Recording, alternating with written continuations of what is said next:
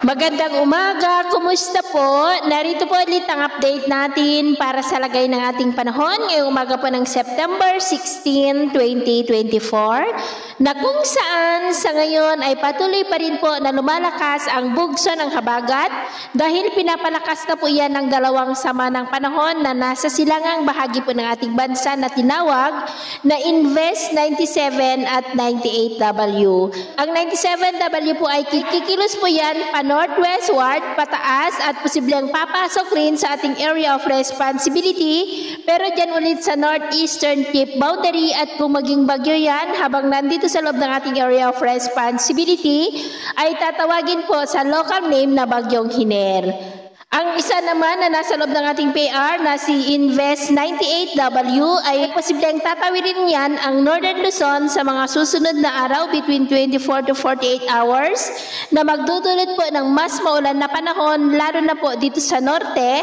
at pagsapit yan sa may West Philippine Sea ay muling lalakas yan at tutumbukin naman ang southern part ng China. Habang ang dating bagyong si Ferdy ay kasalukuyan na po ngayon na nananalasa dyan po sa silangang bahagi ng China bilang typhoon category po. Samantala ang habagat naman ay paghandaan natin dahil posibleng malakas pa rin ang bugsong ito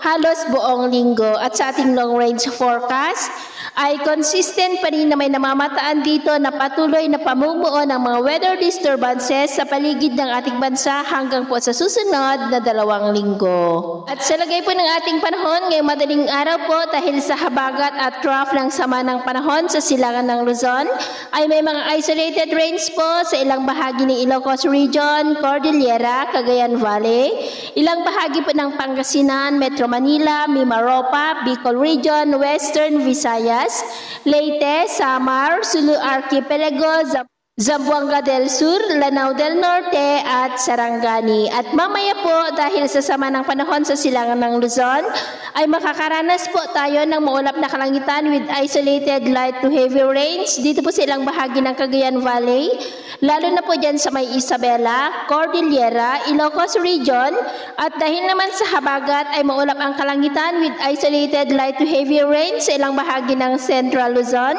Metro Manila, Calabarzon, Mimaropa,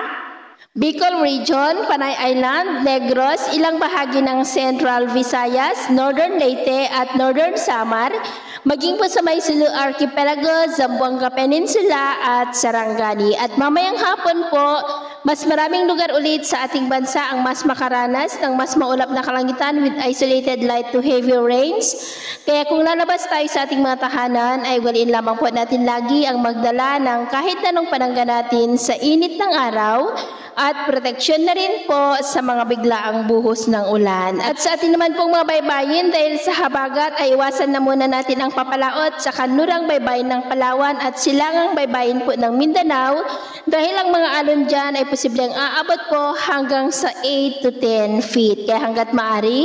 ay iwasan muna natin ang papalaot dyan sa mga may kulay pula para po mas makaiwas sa mga sakunang pangkaragatan. So, ito ang latest update natin sa araw na ito. At ako po muli si James na nagsasabing sa kahit anong pagsubok po na darating sa ating buhay, huwag na huwag po tayong mawawalan ng pag-asa. Thank you and God bless!